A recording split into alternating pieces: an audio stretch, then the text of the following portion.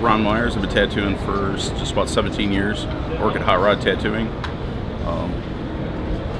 It's not my shop. I work for another guy named Sweet Chuck. Portraits. I specialize in like portraits and black and gray realistic stuff.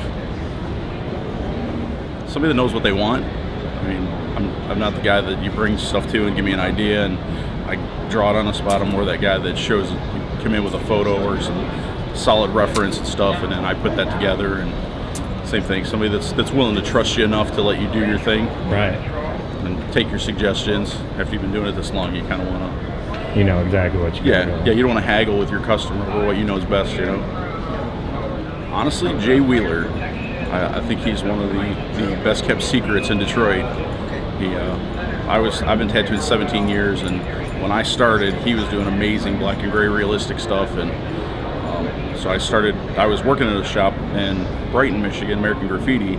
Chris Page taught me, and then Jay did amazing portraits, so I started talking to him and started getting tattooed by him, and he gave me a lot of input and stuff on how to do certain things, and that's definitely the guy that influenced me the most. Honestly, I would say with my gray wash company, one of the guys I sponsored, Jamie McKay, is from Canada. Absolutely amazing portraits. His black and gray stuff is so photorealistic. His charcoal drawings look like photographs. That dude's amazing. Him. What shop is he at? Sacred Temple. It's in Nova Scotia, Canada. Okay. Him, and there's Ryan Hadley's another great guy. Like, he's pretty well known already, but his stuff's amazing. He's definitely the freehand artist. Like, he'll look at a photo and just draw it on you and make it look like a portrait. So those are two of my favorite, not so well known guys. You know, just to be respectful of the guys that are doing stuff already, because I mean, without those dudes, you wouldn't be able to do the stuff you're trying to do now. And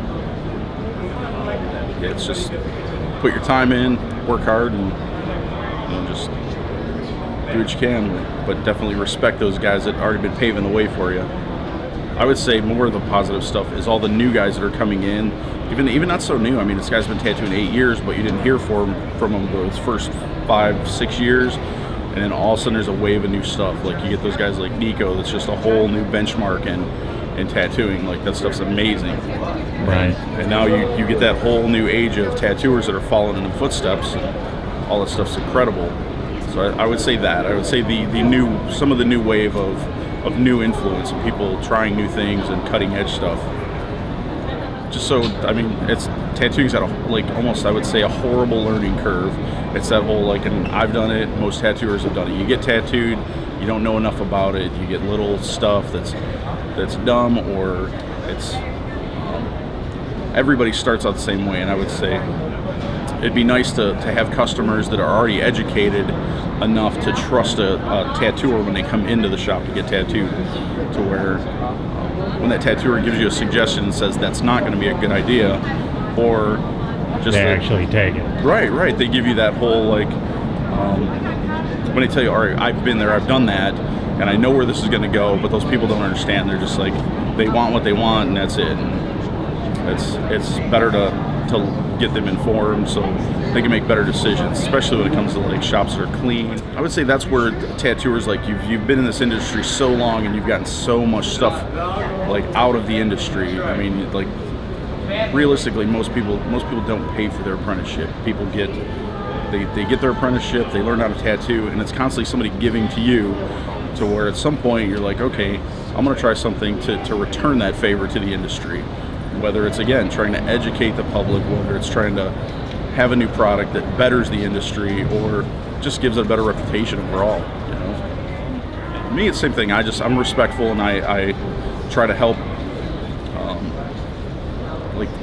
Honestly, I kind of tend to lean more towards, I hang out with the older guys and those guys and help show my respect that way. There's plenty of tattooers that have been around forever, and some of the new kids that are just coming in that don't even know those guys. It's you kind of need to know who they are, respect them. They've put a long, hard road in, and for me, same thing. I started doing a gray wash set, but it's not so much a new formula and stuff. It's kind of an old formula. It's based on powder and things like that, and it's kind of stepping back and